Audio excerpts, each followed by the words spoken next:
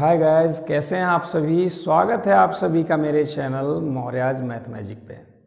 दोस्तों, रात के 11 बज चुके हैं, मगर एक नई एनर्जी के साथ, नई उत्साह के साथ मैं आपके सामने फिर हाजिर हूं। कुछ सालों बाद तबीयत खराब होने की वजह से बीच में कंटिन्यूटी नहीं थी, बट अब मैं कोशिश करूंगा कि एकदम कंटिन्यू आपको वीडियो दूं। तो एक नए चैनल के माध्यम से मैं अपने वीडियोज़ की शुरुआत कर रहा हूँ। उससे पहले मैं बता दूं, ये चैनल उन लोगों के लिए जो प्रतियोगी परीक्षाओं की तैयारी करते हैं, जिनका एम है कुछ कर गुजरने का, अपने सपनों को पूरा करने का, अपनी सफलता की उड़ान भरने का।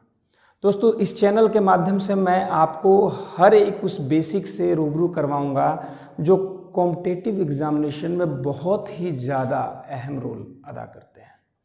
क्योंकि बेसिक्स की कमी से ही आपका मैथमेटिक्स कमज़ोर होता है, बेसिक की कमी से ही आप क्वेश्चन को सॉल्व करने में टाइम ज़्यादा लेते हैं। तो मेरा सबसे बड़ा टारगेट, सबसे बड़ा मेरा पर्पस यही होगा कि आपका मैं ऐसे बेसिक क्लियर कराऊं कि जो भी आप क्वेश्चन करें वो कम से कम समय में, कम से कम सेकंडों में करें। जैसा कि आप सभी जानते हैं, पहले जो मैं चैनल पे वीडियोस देता था वो मेरा गुजरा हुआ कल था कि मेरी तबीयत ख़राब थी और मैं हॉस्पिटल में एडमिट था। लगातार 2-3 साल मेरा ट्रीटमेंट चला है, बट अब मैं कंटिन्यूटी के साथ अपने कोचिंग करियर में फिर से वापस आ चुका हूँ। इसलिए मेरी ये दिल इच्छा हुई कि मैं फिर से आपको वीडियोस देना शुरू करूँ और एक नए लेवल पे, एक नए तरीके से देना शुरू करूँ। क्योंकि मेरा सपना है मेरा वीडियो, मेरी शिक्षा या जो शिक्षा मैंने अपने गुरुजनों से ग्रहण की, वो हर एक उस छात्र तक पहुँचे जो गरीब तबके का है, जिसकी पहुंच से हाई लेवल की शिक्षाएं बाहर हैं। लेकिन इस चीज़ की मैं गारंटी देता हूं, जो भी आप बड़े से बड़े इंस्टीट्यूटों में पढ़ते होंगे सरकारी एग्जामिनेशन के लिए, चाहे आप एसएससी के लिए तैयारी करते हो, एसएससी 10+2 के लिए करते हो, एसएससी सीजीएल के लिए करते हो, आप मल्टीटास्किंग के लिए करते हो, आप उत्तर प्रदेश पुलिस के लिए करते हो, बिहार पुलिस के लिए करते हो, किसी भी स्टेट पुलिस के लिए, या फिर आप एसएससी के लिए या अदर लेखपाल वगैरह के एग्जामिनेशन की अगर तैयारी करते हो, तो उसकी मैथमेटिक्स कंप्लीटली क्लियर हो जाए और आप अपने सपने को पूरा कर सकें। इसी ध्येय के साथ, इसी पर्पस के साथ मैं वीडियो लेके हाजिर हूँ और आपका ज़्यादा समय नहीं लेते हुए मैं मेन टॉपिक पे आना चाहूँगा। उससे पहले बस दो चंद बातें बता दूँ। आपका जो मैथमेटिक्स का ये बैच होगा, एकदम बेसिक से शुरू होगा। जिन बच्चों को कुछ नहीं आता उनके लिए भी है, जिनका बस कैलकुलेशन, जोड़ घटाव गुणा भाग, बेसिक्स ये सब पता है, आगे की बेसिक्स मैं यहाँ क्लियर कराऊंगा। दूसरी बात है, ये उनके लिए भी हैं जो मैथमेटिक्स बहुत अच्छी तरह कर रहे हैं मगर समय को कम नहीं कर पाते, समय को रिड्यूस नहीं कर पाते। उनके पास ऐसा तरीका नहीं दिमाग में आता कि कैसे हम कम समय में क्वेश्चन को सॉल्व करें। वही दूसरा स्टूडेंट जो कॉम्पिटिटिव एग्जामिनेशन में क्वालिफाई करता है, वो आखिर कम समय में कैसे सॉल्व कर पाता है। ये सारी चीज़ें आपको मेरे वीडियोस के माध्यम से मिलेंगी। तो आज ये मेरी इस सेशन की पहली वीडियो है जो शुरुआत हुई है। तो इस पहली वीडियो में सबसे पहले मैं आपको मैथ का कुछ इंट्रोडक्शन दे दूं, जिसमें इंपॉर्टेंट चैप्टर्स क्या पढ़ने हैं। तो नंबर सिस्टम से हम इसकी शुरुआत करेंगे और आपको बताएंगे कि क्या चीज़ों की आपकी सबसे ज़्यादा फोकस करने की ज़रूरत है। ठीक है दोस्तों, तो आइए शुरू करते हैं। देखिए, सबसे पहले तो बात करेंगे हम नंबर सिस्टम की, संख्या पद्धति की। एक बहुत ही अहम रोल अदा करता है संख्या पद्धति। संख्या पद्धति जिसे हम इंग्लिश में नंबर सिस्टम के नाम से जानते हैं, नंबर सिस्टम। जैसा कि नाम से भी पता चलता है, ये एक संख्या प्रणाली है। अगर किसी मकान की नींव ही मजबूत ना हो तो उस पर आप कितने माले की बिल्डिंग खड़ी कर सकते हैं। जाहिर सी बात है, उसका बेस मजबूत होना चाहिए। नंबर सिस्टम जो है मैथमेटिक्स की जान है। इसके अलावा 2-3 ऐसे चैप्टर हैं जो पूरी कॉम्पिटिटिव मैथ्स को अपने अंडर में कवर करते हैं, जैसे कि परसेंटेज, रेशियो, फ्रैक्शन। ये ऐसे चैप्टर्स हैं जो बहुत ही इंपॉर्टेंट रोल अदा करते हैं। आप चाहे प्रॉफिट एंड लॉस का चैप्टर उठा लें, चाहे परसेंटेज का उठा लें, चाहे टाइम एंड डिस्टेंस का उठा लें, या आप समय चाल एवं दूरी का उठा लें, औसत का उठा लें, आप देखेंगे कि उसमें कहीं ना कहीं परसेंटेज अपना रोल अदा करता है, कहीं ना कहीं रेशियो अपना रोल अदा करता है, कहीं ना कहीं कैलकुलेशन में फ्रैक्शंस भिन्न आ जाते हैं। तो अगर हमें इन सब चीज़ों की जानकारी नहीं रहेगी तो जाहिर सी बात है हम क्वेश्चन को कम समय में सॉल्व नहीं कर सकते। ठीक है दोस्तों, संख्या पद्धति जो है, संख्या पद्धति आपने कई बार पढ़ा होगा, कई लोगों की, कई टीचर्स की वीडियोस देखी होंगी, आपने बुक पढ़ा होगा, लेकिन मैं संख्या पद्धति को जिस लेवल पे कराना चाहता हूँ, आपको जिस पार्ट्स में डिवाइड करके कराना चाहता हूँ, मुझे लगता है कि शायद अगर उस तरीके से आप पढ़ लें तो आपकी कैलकुलेशन बहुत फास्ट हो जाएगी, साथ ही साथ आप क्वेश्चंस को भी बहुत फास्ट कर लेंगे।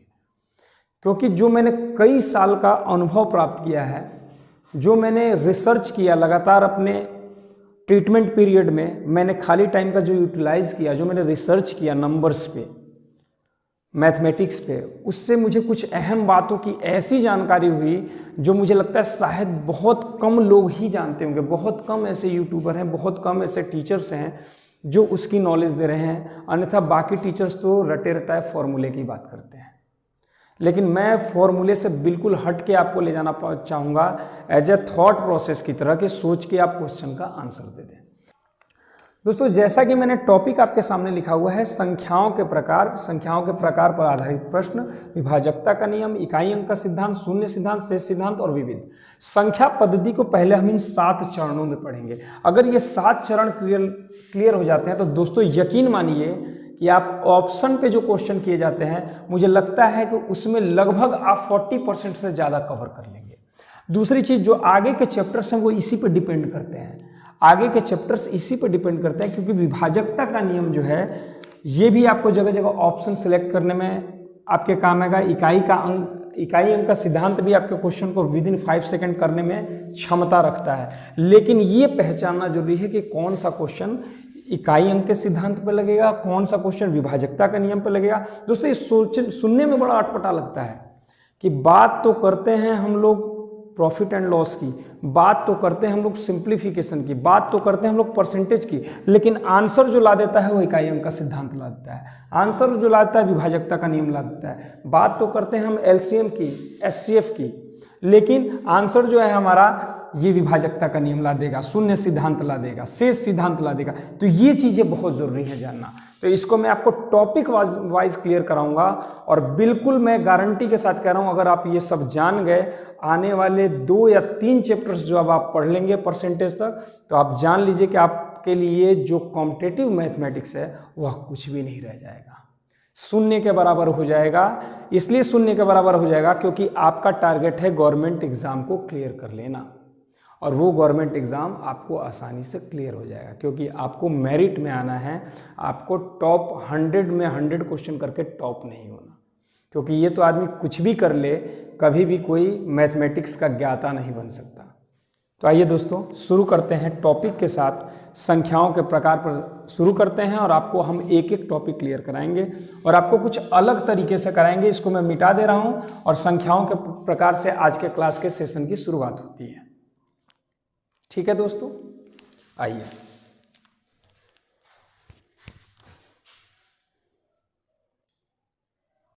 तो आइए दोस्तों, सबसे पहले हम फर्स्ट टॉपिक को क्लियर करते हैं, संख्याओं के प्रकार को। आखिर संख्याएं हैं क्या। बिल्कुल आपको अलग तरीके से पढ़ाऊंगा, कोई परिभाषा नहीं लिखवाऊंगा, आपको सीधे और सीधे समझना है। पूरी वीडियो को कंप्लीट देखिए और ध्यान से देखिए, कॉन्सेंट्रेट होकर आप देखिए। कुछ ही देर में ये सारे नंबर्स क्लियर हो जाएंगे कि क्या सम संख्या है, क्या विषम संख्या है, क्या प्राकृतिक संख्या है, क्या पूर्ण संख्या है, क्या इंटीजर्स है, क्या परिमेय संख्या है। परिमेय संख्या बहुत बच्चों का क्लियर नहीं रहता है, लेकिन आपको मैं एक मैप के माध्यम से ये सारी चीज़ें क्लियर कराने की कोशिश करता हूँ।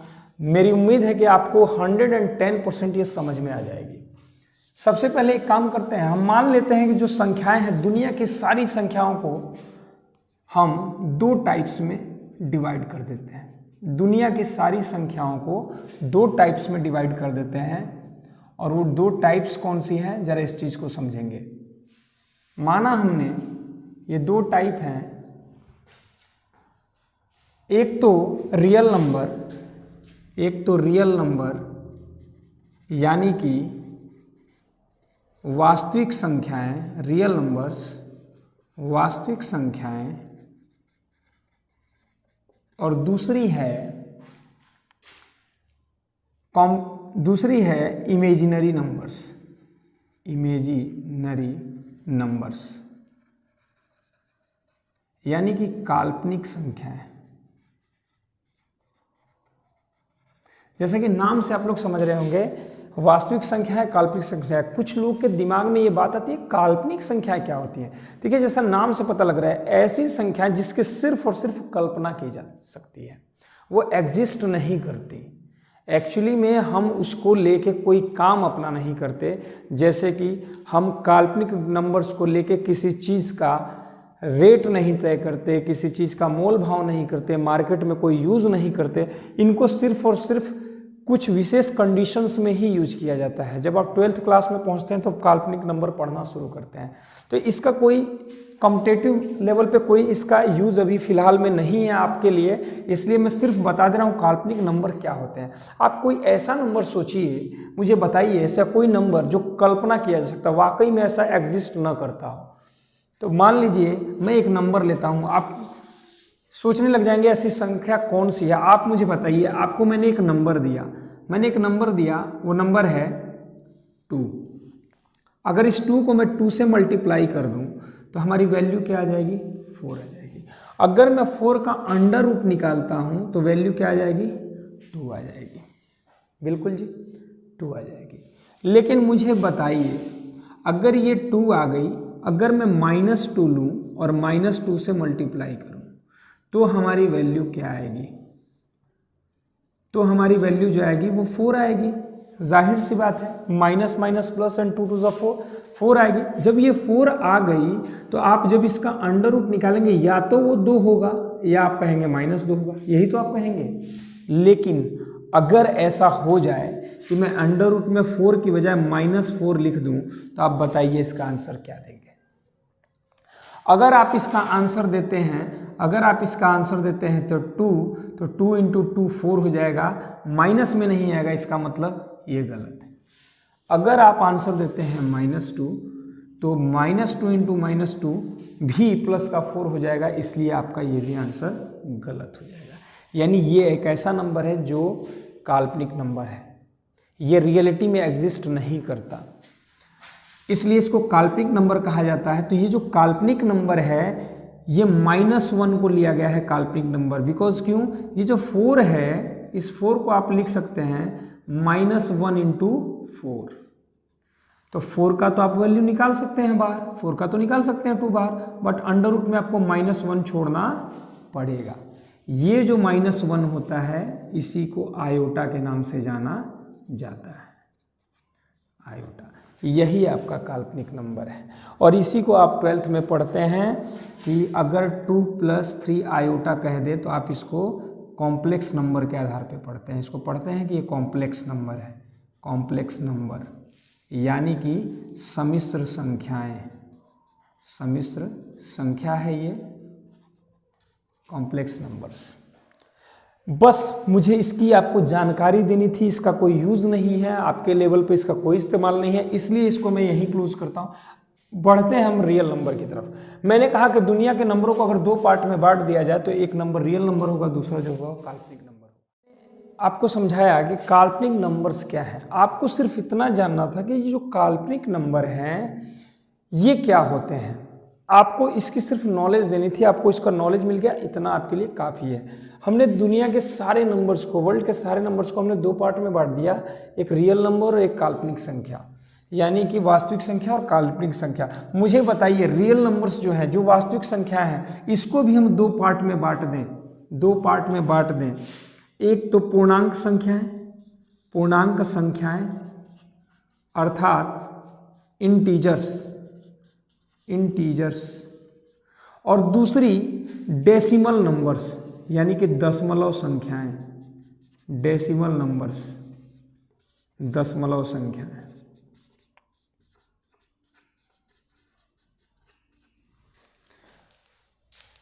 दशमलव संख्या, जो ये पूर्णांक संख्याएं हैं, जो ये दशमलव संख्याएं हैं, इसको इस प्रकार से समझिए।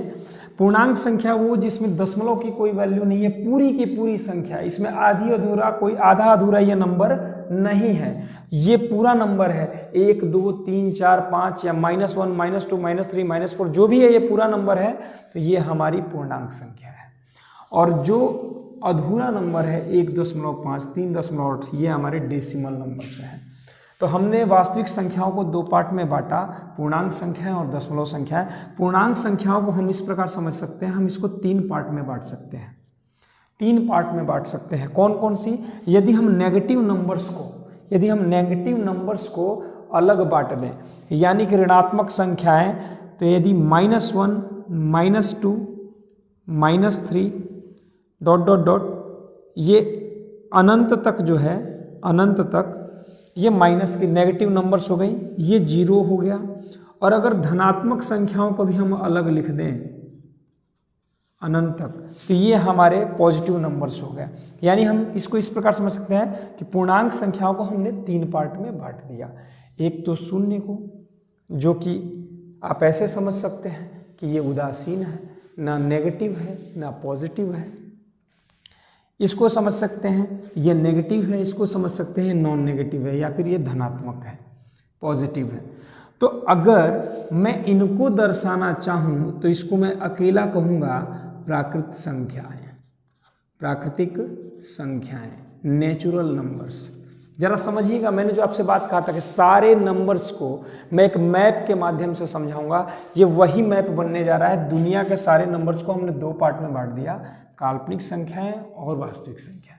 वास्तविक संख्याओं को हम इस प्रकार से समझ सकते हैं कि ये 2 प्रकार की हो गई, एक पूर्णांक संख्या, एक दशमलव संख्या। पूर्णांक संख्या वो जो पूरी की पूरी मान होती है, दशमलव संख्याएं वो जिनका मान डेसिमल में होता है, दशमलव में अपूर्ण होते हैं, 1.5, 1.8, इस तरीके की संख्या, पूरे के पूरे नंबर नहीं होते, पूर्ण अंक नहीं होता। धनात्मक संख्या, इनको बोलते हैं धनात्मक संख्याएं, पॉजिटिव नंबर्स। और इनको बोलते हैं ऋणात्मक संख्याएं, ऋणात्मक संख्याएं, यानी कि नेगेटिव नंबर्स। और ये हमारा हो जाता है नॉन नेगेटिव, नॉन पॉजिटिव। इसको ना नेगेटिव कहेंगे ना ही पॉजिटिव कहेंगे। ये एक्चुअल में क्या होता है, अगर वैदिक गणित से आप पढ़ें तो एक्चुअल में ये पॉजिटिव नंबर्स और नेगेटिव नंबर्स का बैलेंस कंडीशन होता है, इसको 0 के नाम से जाना जाता है। अब आगे देखें, जो ऋणात्मक संख्याएं हैं, ये ऋणात्मक संख्याएं हैं और ये धनात्मक संख्या। अगर ये गिनती की संख्याएं हैं 1 से अनंत तक, जो गिनने के काम में आती हैं, प्राकृतिक संख्याएं हैं। और वे संख्याएं जो गिनने के काम आती है, अगर उनके साथ 0 को शामिल कर दिया जाए, 0 को शामिल कर दिया जाए, तो इसको बोलते हैं पूर्ण संख्याएं, पूर्ण संख्याएं। दोस्तों यही है होल नंबर हमारा, होल नंबर। सिर्फ इस नेचुरल नंबर के साथ हमने 0 को ऐड कर लिया, ये हमारा होल नंबर है। और ये तीनों संख्याएं जो हैं, ये तीनों संख्या मिलके इंटीजर्स कहलाती हैं, पूर्णांक संख्याएं कहलाती हैं। इसका बात जो है हम यहाँ चाहें तो ख़त्म कर सकते हैं। अब आगे बढ़ सकते हैं डेसिमल नंबर की तरफ। इसको मैं आपको अभी और पार्ट में समझाऊंगा, बट इससे पहले थोड़ा डेसिमल नंबर की तरफ बढ़ते हैं। डेसिमल नंबर को समझते हैं। दशमलव संख्याएं क्या होती हैं? दशमलव संख्याएं वो होती हैं जिनकी वैल्यू कंप्लीट नहीं होती। जैसे हम इसको समझ सकते हैं कि दशमलव संख्याएं 1.5 एक दशमलव संख्या है, 1.33333 एक दशमलव संख्या है, 1.258931 ... ये भी दशमलव संख्याएं हैं। तो इस तरह की कई प्रकार की दशमलव संख्याएं होती है। तो दशमलव संख्या को हम एक काम करते हैं, इसको 2 पार्ट में बांट देते हैं। 2 पार्ट में कौन कौन सी, जरा इसको समझेंगे।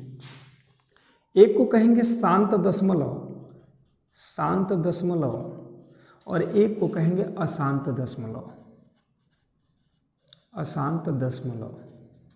शांत दशमलव वो होते हैं जिनकी आत्मा को शांति मिल जाती है। इनकी मृत्यु के पश्चात इनकी आत्मा को तो शांति मिल गई, परंतु ये ऐसी आत्माएं हैं जिनकी आत्मा को शांति नहीं मिलती। क्यों? क्योंकि देखिए 1.5, अगर हम कोई नंबर उठाएं, और हम देखें कि नंबर उठाने के बाद जैसे ये 3 है, 3 में अगर हम 2 का डिवाइड करें तो 2 1 जा 2, 1 टाइम गया, 2 एकम 2, और इसमें 1 बचा, हमने दशमलव लगाया, 2 पचे 10। देखा आपने कि पूरा भाग नहीं गया, तो इसको दशमलव लेकर भाग देना पड़ा, लेकिन देने के बाद ये शांत हो गया। ये इसके आगे भाग नहीं दिया जा सकता, ये कंप्लीटली डिविजिबल हो चुका है 1.5 टाइम्स में। बट अशांत दशमलव की प्रकृति थोड़ी अलग है। सपोज दैट हम कोई एक ऐसा नंबर उठाएं जैसे 4/3, 3 से जैसे ही डिवाइड करते हैं 3 1 जा 3, 1 आ जाता है, और दशमलव लेने के बाद 3 3 जा 9, 3 3 जा 9, 3 3 जा 9, ये आपका अनंत तक आता चला जाएगा। तो आपने देखा कि इसकी आत्मा को शांति नहीं मिली, इसलिए अशांत दशमलव है। इसको बोलते हैं टर्मिनेटिंग डेसिमल, इसको बोलते हैं नॉन टर्मिनेटिंग डेसिमल, यानी जो टर्मिनेट नहीं करता है, नॉन टर्मिनेटिंग डेसिमल। अब जो शांत दशमलव है इसकी तो कहानी यहीं खत्म हो जाती है। बात आती है अशांत दशमलव की। अशांत दशमलव की इसको 2 पार्ट में बांटा जा सकता है, इसको 2 पार्ट में बांटा जा सकता है। आप कहेंगे अब इसको किस 2 पार्ट में बांटेंगे, जरा समझिए।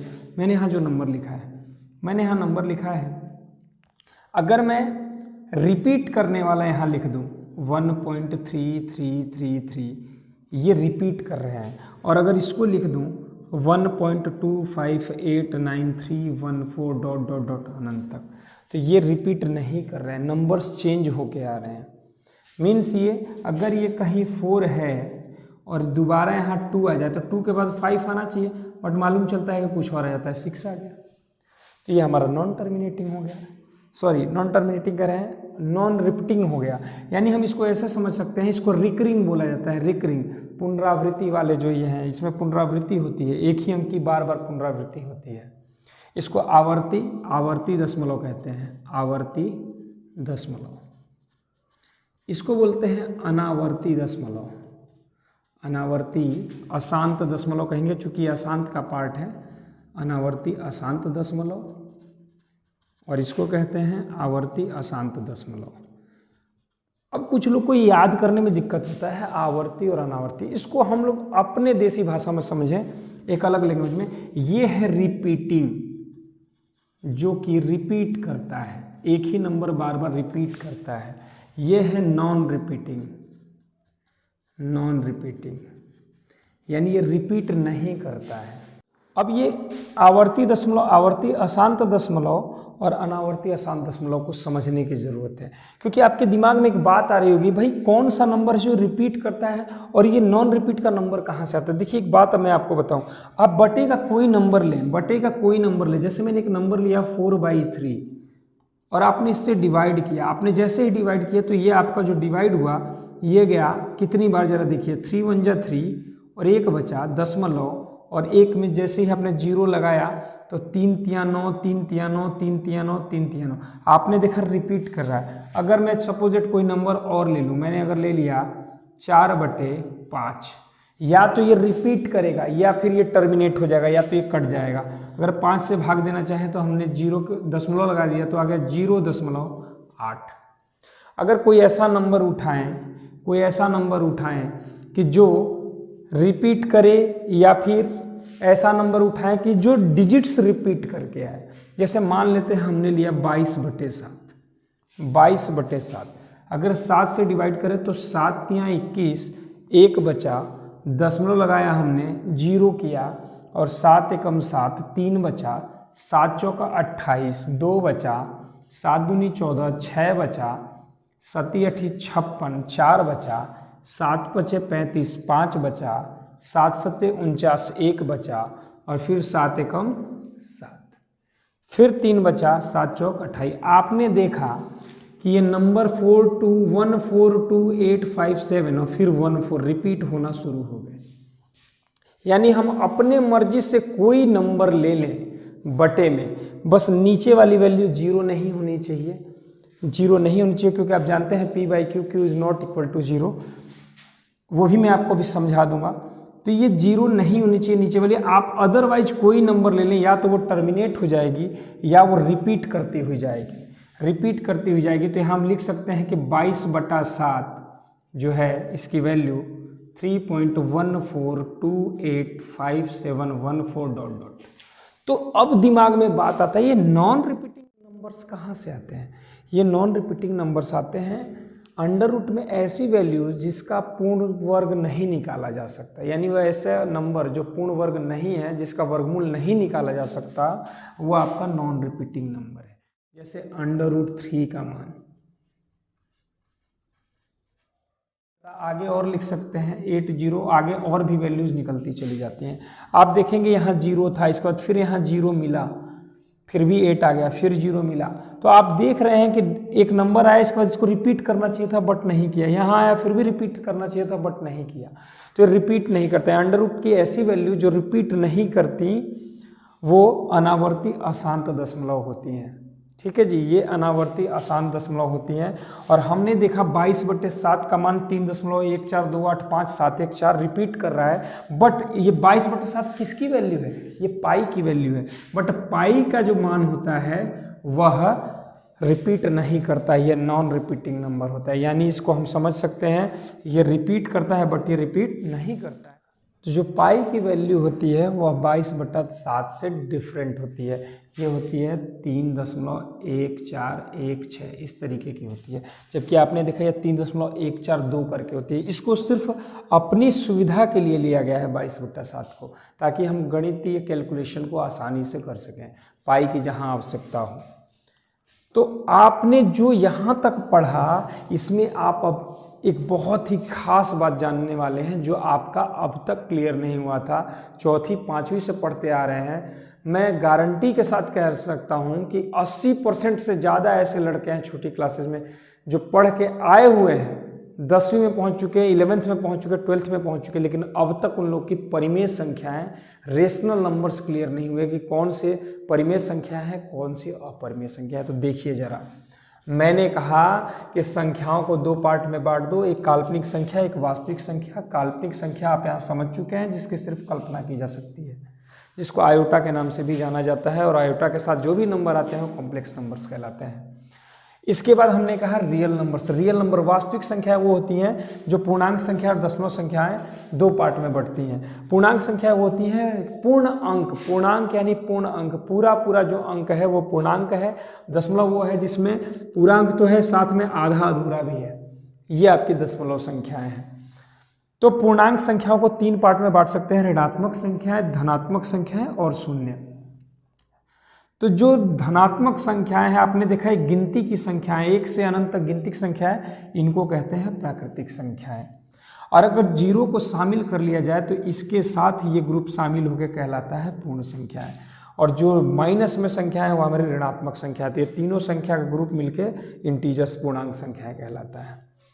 अब बात करते हैं दशमलव की। दशमलव को 2 पार्ट में बांटते हैं, एक शांत दशमलव, एक अशांत दशमलव। एक जो टर्मिनेट हो गया, एक कट गया मान और शांत हो गया, एक जो अशांत है, टर्मिनेट नहीं हो रहा है, वह रिपीट करता जा रहा है।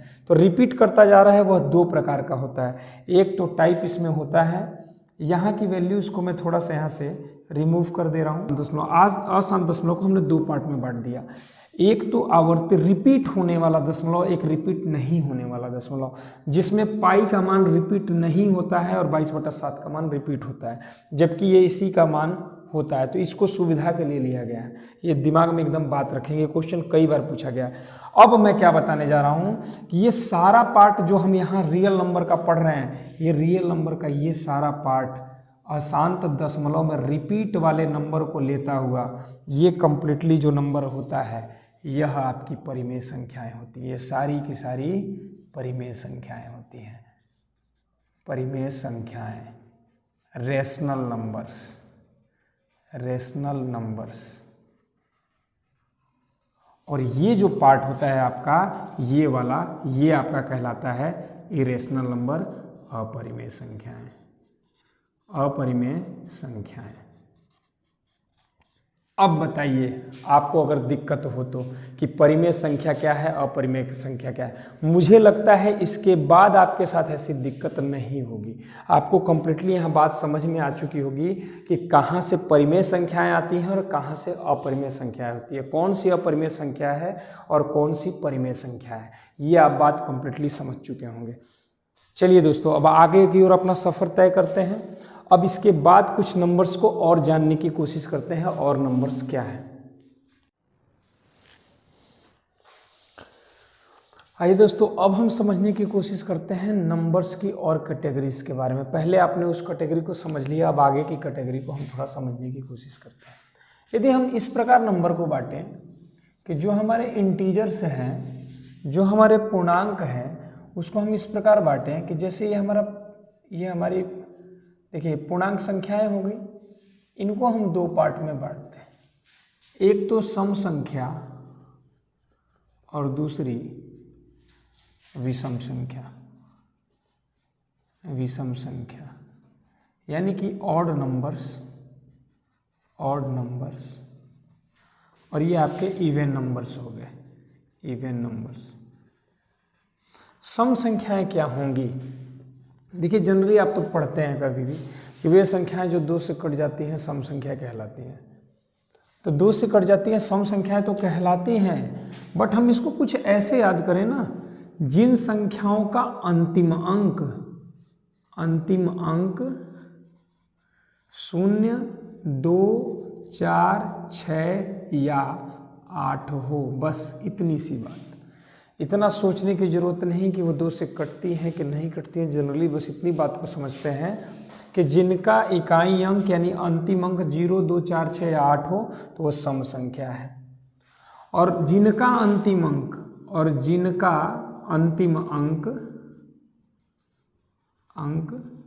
1, 3, 5, 7 या 9 हो, वे हमारी विषम संख्याएं होंगी। ठीक है जी, सभी सम संख्याएं विषम संख्याएं आते हैं। कुछ बच्चे इसमें एक चूक कर देते हैं।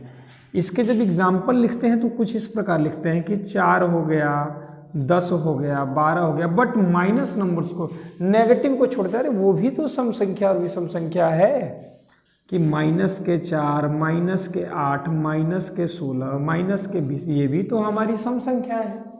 विषम संख्याएं अगर हम लिखना चाहें, इनके एग्जाम्पल जैसे आप समझ रहे हैं, ऐसे अगर विषम संख्याओं के एग्जाम्पल लिखना चाहें तो हमारा हो सकता है 1, 5, 11, 13, -13, -21, -25 इत्यादि। बताइए, कोई डाउट? अब इनकी हम कुछ प्रॉपर्टीज पढ़ लेते हैं, जैसे कि जो सम संख्याएं होंगी और जो विषम संख्याएं होंगी उनके बारे में जरा योग और गुणनफल को समझते हैं। यदि 2 प्रकार की सम संख्याएं जुड़ जाएं, यदि सम संख्या और सम संख्या जुड़े तो कभी भी सम संख्या ही प्राप्त होती है। बट यदि एक सम संख्या जुड़े और एक विषम संख्या जुड़े तब हमें सदैव विषम संख्या प्राप्त होती है।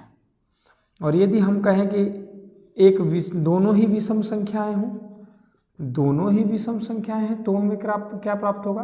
तो हमें सम संख्या प्राप्त होती है एग्जाम्पल के थ्रू। और ये जोड़े ना घटाए तब भी दोनों ही कंडीशन में वर्क करता है, जोड़े और घटाएं तब भी दोनों ही कंडीशन में वर्क करता है।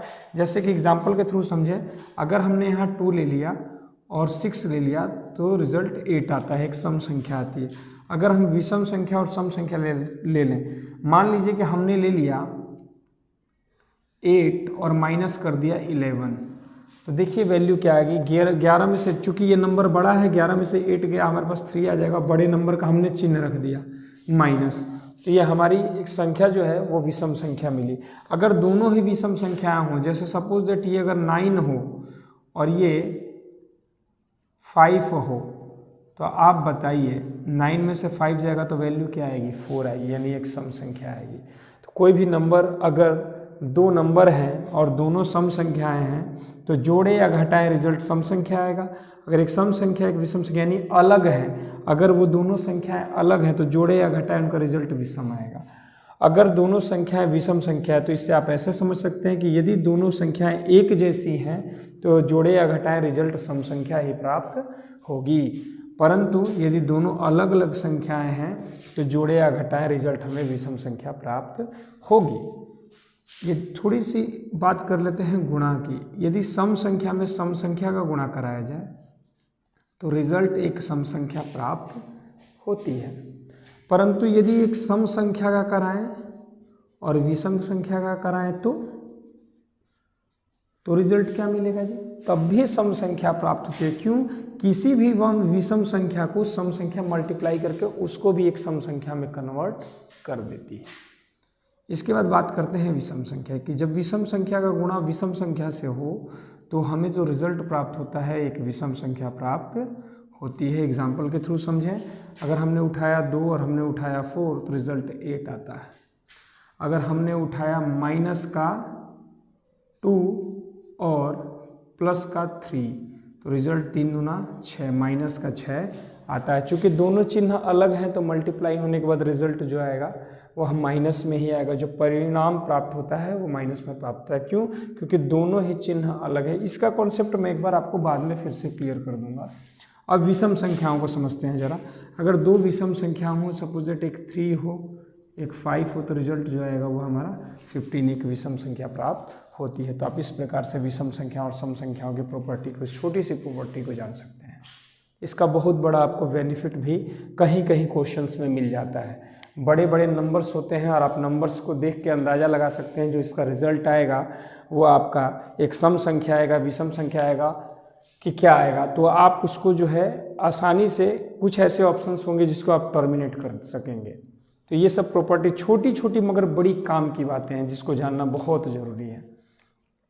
आइए दोस्तों अब समझते हैं, अगर हमने पूर्णांक को सम संख्या और विषम संख्या में समझ लिया तो और संख्याओं को थोड़ा समझने की कोशिश करते हैं कि और संख्याएं अपनी कौन कौन सी हैं, जरा उसको जानने की कोशिश करते हैं। तो आइए दोस्तों, यदि हम पूर्णांक संख्याओं को किन्हीं अन्य 2 पार्ट में बांटें, जैसे कि ये तो हो जाए, पूर्णांक को 2 पार्ट में हमने बांट दिया, भाज्य संख्या एवं अभाज्य संख्या, यानी कि प्राइम नंबर्स।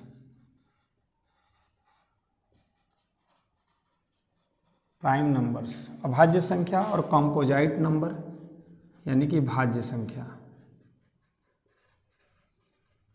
ये क्या है जी? सबसे पहले हम अभाज्य संख्या को समझने की कोशिश, ऐसा नंबर जिसके सिर्फ और सिर्फ 2 ही गुणनखंड मौजूद होते हैं, 2 ही फैक्टर होते हैं, यानी इस नंबर में सिर्फ 2 ही संख्याओं का भाग लग सकता है। या तो उसमें 1 का भाग लग जाए या फिर वह स्वयं से विभाजित हो जाए। 2 ही फैक्टर इसमें वर्क करते हैं, या तो उसमें 1 से भाग लग जाए या फिर उसमें स्वयं से भाग लग जाए।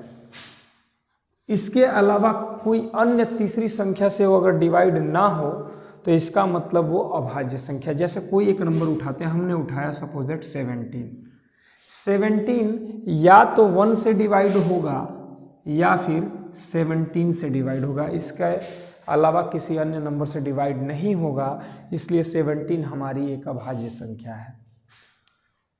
अगर हम ऐसा करें, कोई और नंबर उठाएं, जैसे हमने नंबर उठा लिया 7, तो आप देखिए 7 या तो 1 से डिवाइड होगा या फिर स्वयं इटसेल्फ 7 से डिवाइड होगा, तो वह हमारा एक प्राइम नंबर है, अभाज्य संख्या है। अब भाज्य संख्या की बात करें, यानी अभाज्य संख्या के एग्जैक्ट 2 फैक्टर्स होते हैं, एग्जैक्ट 2 फैक्टर्स होते हैं, 2 फैक्टर्स, इसमें 2 फैक्टर ओनली होते हैं, 2 फैक्टर्स ओनली, एक तो 1 और एक इटसेल्फ, 1 एंड इटसेल्फ, तो वो अभाज्य संख्या होती है। परंतु ऐसा कोई नंबर जिसके इन 2 फैक्टर्स के अलावा भी कोई फैक्टर अवेलेबल हो तो समझिए वो हमारी एक भाज्य संख्या है। जैसे हम कोई नंबर उठाते हैं, यानी कि उसमें 1 या स्वयं के अलावा कोई अदर नंबर भी, अदर फैक्टर भी अवेलेबल हो, अदर फैक्टर यानी अदर गुणनखंड, अन्य गुणनखंड भी अवेलेबल हो, तो समझिए कि वो नंबर जो है एक कंपोजाइट नंबर है, एक भाज्य संख्या है। भाज्य संख्या को इस प्रकार समझ सकते हैं, एक नंबर लेते हैं एग्जाम्पल 6। आप जानते हैं 6 या तो 1 से डिवाइड होगा या 6 से तो डिवाइड होगा ही होगा, बट इसके अलावा जो 6 है यह 2 से भी डिवाइड हो सकता है और 3 से भी डिवाइड हो सकता है, इसलिए जो ये 6 है ये एक कंपोजाइट नंबर है। और कोई नंबर उठाते हैं, हमने उठाया सपोज दैट 4 जो है 1 से तो डिवाइड होगा ही, इटसेल्फ से होगा ही, इसके अलावा यह 2 से भी डिवाइड होता है, इसलिए यह एक कंपोजाइट नंबर है, यह एक भाज्य संख्या है। तो ऐसी अनंत भाज्य संख्याएं अवेलेबल होती हैं और अनंत अभाज्य संख्याएं भी अवेलेबल होती हैं, बट हम 1 से 100 तक की कुछ अभाज्य संख्याओं को जरूर जानना चाहेंगे। क्यों? क्योंकि इस पे सवाल बनाए जाते हैं, इसमें क्वेश्चंस पूछे जाते हैं कि 11 से 100 के मध्य कितनी अभाज्य संख्याएं हैं, 1 से 100 के मध्य कितनी अभाज्य संख्याएं हैं, 1 से 83 के मध्य कितनी अभाज्य संख्याएं हैं, 20 से 97 के मध्य कितनी अभाज्य संख्याएं हैं, या 20 से 97 तक कितनी अभाज्य संख्याएं। इस तरीके के क्वेश्चन बनाए जाते हैं। ठीक है जी। अब इसको थोड़ा समझने की कोशिश करें, तो ये कितने होते हैं जरा समझिए। एक बात और ध्यान रखेंगे, जो नंबर 1 है, 1, यह न ही भाज्य संख्या है और न ही अभाज्य संख्या है। एक न तो भाज्य संख्या है, एक न ही अभाज्य संख्या है, अभाज्य संख्या है। ये एक यूनिवर्सल फैक्टर है, ये एक ऐसा गुणनखंड है जो दुनिया के जितने अंक है सारे अंकों को डिवाइड करता है। और इसके अलावा 2 जो है, 2 एक ऐसी सम संख्या है जो कि एक प्राइम नंबर है, एक अभाज्य संख्या। इसके अलावा जितने नंबर्स हैं सारे विषम नंबर्स हैं। 2, 3, 5, 7, 11, 13, 17, 19, 23, 29, 31, 37। इसके बाद है हमारा 41, 43, 47, 53, 59, आ गए अपना 61, 67, 71, 73, 79, 83, 89। एक बात ध्यान रखें, कई लोग 87 को याद रखते हैं कि एक अभाज्य संख्या है। बड़ी गलती होती है लड़कों को। ये असल में 3 से डिवाइड होता है या 29 से डिवाइड होता है। 3 से आप डिवाइड करेंगे तो 3 2 जा 6 और 2 बचेगा, 3 9 में 27। तो ये दिमाग पे एकदम बैठा लेंगे। 87 अक्सर लड़के लिखते हैं, 89 और इसके बाद अपना 97 आता है। टोटल ये 25 ऐसी अभाज्य संख्या हैं जो 1 से 100 के बीच में उपस्थित होती हैं। 1 2 3 4 5 6 7 8 9 10 11 12 13 14 15 16 17 18 19 20 21 22 23 24 एंड 25। ये हमारे ऐसे 25 नंबर्स हैं जो कि 1 से 100 के मध्य की अभाज्य संख्याएं हैं। तो यहाँ हम लिख सकते हैं 1 से 100 के मध्य कुल 25 अभाज्य संख्या है। ये क्वेश्चन, इस पे क्वेश्चन भी बनाता है, संख्याएं हैं। एक क्वेश्चन बनाता है 2 एक ऐसी सम संख्या है, 2 एक सम संख्या है, सम संख्या है जो एक अभाज्य संख्या है, अभाज्य संख्या है। इस पे और क्वेश्चन बनाता है कि सबसे छोटी अभाज्य संख्या, सबसे छोटी अभाज्य संख्या, तो उसका जो आंसर होगा उसका भी आंसर 2 होगा। एक क्वेश्चन बनाता है सबसे छोटी विषम अभाज्य संख्या, विषम अभाज्य संख्या, यानी पहली वह अभाज्य संख्या जो कि विषम संख्या है, तो वो हमारा आंसर होगा 3, वो आंसर होगा 3। एक के बारे में भी ये पॉइंट दिमाग में बैठा लेंगे, एक न तो भाज्य संख्या है न ही अभाज्य संख्या है, अक्सर बच्चों से गलती होती है। इसके बाद हम थोड़ा सा रुख करते हैं भाज्य संख्याओं की तरफ। भाज्य संख्याएं क्या है जी, जरा समझे। अगर मैं लिख दूँ 1 2 3 4, आप ऑलरेडी इसको समझ चुके हैं, मैं जरा इसको एग्जाम्पल के थ्रू समझाना चाह रहा हूँ कि 1 से 10 तक हमने नंबर लिख लिया। आपको पता है ये न तो भाज्य संख्या न भाज्य संख्या, इसको क्रॉस कर दें, ये एक अभाज्य संख्या है, ये एक अभाज्य संख्या है। 5 जो है अभाज्य संख्या है, 7 अभाज्य संख्या है, इसके अलावा ये सारी भाज्य संख्या है।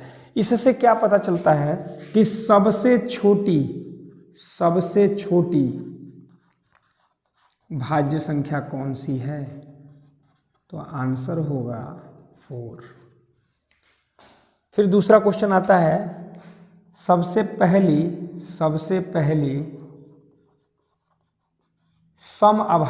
समभाज्य संख्या, यानी वह संख्या जो विभाजित होती है लेकिन वो सम है, तो ये हमारा जो आंसर होगा ये भी होगा 4। और तीसरा क्वेश्चन बनता है कि सबसे छोटी विषम भाज्य संख्या। तो दोस्तों प्यारे बच्चों, उसका आंसर होगा 9।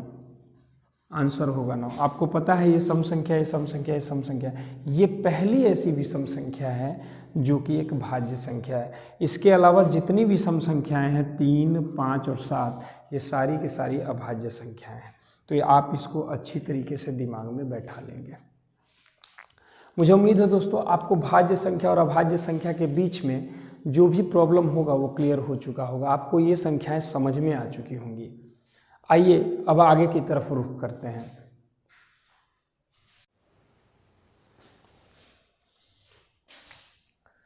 तो आइए दोस्तों अगले क्रम में कुछ और टाइप्स को समझने की कोशिश करते हैं। अभी हमने पढ़ा अभाज्य संख्याएं, अब थोड़ा सा समझ लें सह अभाज्य संख्याएं क्या है। कुछ लोग के माइंड में इसको लेके भी कुछ गलत तरीके का जो है इंफॉर्मेशन होता है। कुछ बच्चे ये सोचते हैं सहअभाज्य संख्याएं वो होती हैं जो 2 अभाज्य संख्याओं का जोड़ा हो, मगर ऐसा नहीं है। वो ज़रूरी नहीं है कि वो अभाज्य संख्याएं होनी चाहिए। असल में अगर मैंने यहाँ एक नंबर लिख दिया 16 और एक लिख दिया 25 तो ये एक सहअभाज्य संख्याएं होंगी, जबकि ये भाज्य संख्याएं हैं। 16 भी विभाजित होती है, 25 भी विभाजित होती है, परंतु ये सहअभाज्य संख्या होगी चूंकि इन दोनों का कोई कॉमन फैक्टर नहीं है। 1 के अलावा इन दोनों में कोई ऐसी संख्या नहीं है कि जो कॉमन हो सिवाय 1 के, और 1 को कॉमन करेंगे तो ब्रैकेट में वैल्यू यही बचेगी। इसलिए जो नंबर है यह सहअभाज्य संख्या का पेयर है। ऐसी बहुत सी संख्याएं हो सकती हैं। अगर मैं 9 और 16 लिख दूं तो ये भी हमारे सहअभाज्य संख्याओं का एक पेयर है। अगर मैं यहाँ पे लिख दूं 7 और 9 तो यह भी सहअभाज्य संख्याओं का पेयर है। अगर मैं लिख दूं 15 और 29 तो यह भी सहअभाज्य संख्याओं का पेयर है।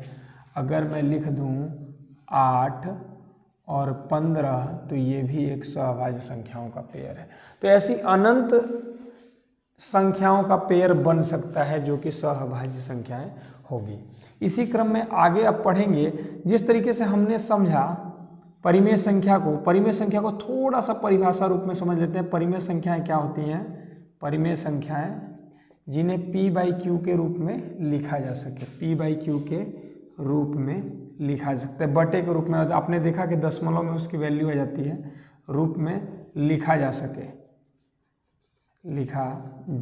सके, जहाँ p और q जो है, p और q ये इंटीजर्स से बिलोंग करेंगे, सारे के सारे इंटीजर्स से आएंगे। ठीक है जी, सारे नंबर ये इंटीजर्स से आएंगे, पूर्णांक से आएंगे, जिसमें q is not equal to 0 होना चाहिए। q 0 के बराबर वैल्यू नहीं होनी चाहिए। यानी आपका 0 एक परिमेय संख्या है, 1/2 एक परिमेय संख्या है, 3/4 परिमेय संख्या है, -1/3 परिमेय संख्या है। इस तरीके से ये सारी परिमेय संख्याएं हैं। 22/7 एक परिमेय संख्या है। बात समझ में आया? इसी को थोड़ा सा हम आगे बढ़ाते हैं, 0 को अवॉइड करते हैं, इन सब नंबर्स को उठाते हैं और बात करते हैं भिन्न संख्या की। भिन्न संख्या क्या हुई? यही चीज़ है जिनको बटे के रूप में लिखा जा सके। तो हमने अगर यहाँ लिख दिया p/q तो ये जो p है यह हमारा अंश होगा और जो q है यह हमारा हर होगा। जो p है वो अंश होगा, जो q है वो हर होगा। p q से ना ले कुछ भी ले सकते हैं। हमने मान लिया कि ये a है ये b है, तो a अंश है b हर है। अंश बड़ा भी हो सकता है, छोटा भी हो सकता है। बस भिन्नों के प्रकार में जब हम अगला चैप्टर नंबर सिस्टम के बाद भिन्न पढ़ेंगे उसमें आपको हम क्लियर कराएंगे कि कौन सा उचित भिन्न है, कौन सा अनुचित भिन्न है, कैसे भिन्नों का हम सेकेंडों में तुलना करा के आंसर लाएं कि कौन से भिन्न बड़ी है, कौन से भिन्न छोटी है। अब आगे बात करते हैं भिन्न संख्या की, थोड़ी सी इसको समझें। जो भिन्न संख्या है हमने देखा कि उसको बट्टे में लिखा जा सकता है। जैसे 1/5 एक भिन्न संख्या है, मैंने लिख दिया 3/7 भिन्न संख्या है, मैंने लिख दिया 7/8 यह भी एक भिन्न संख्या है।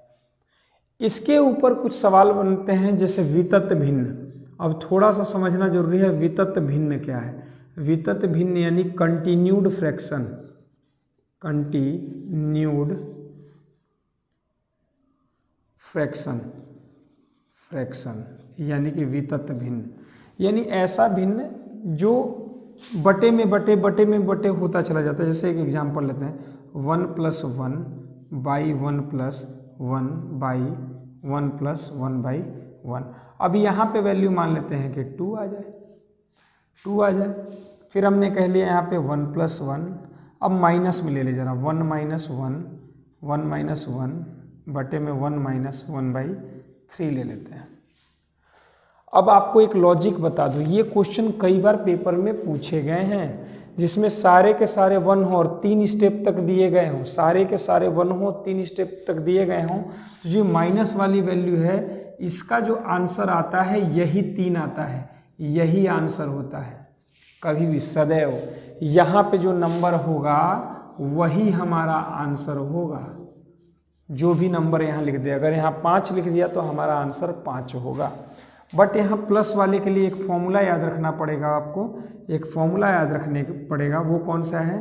तो 3a + 2 बटे में 2a + 1।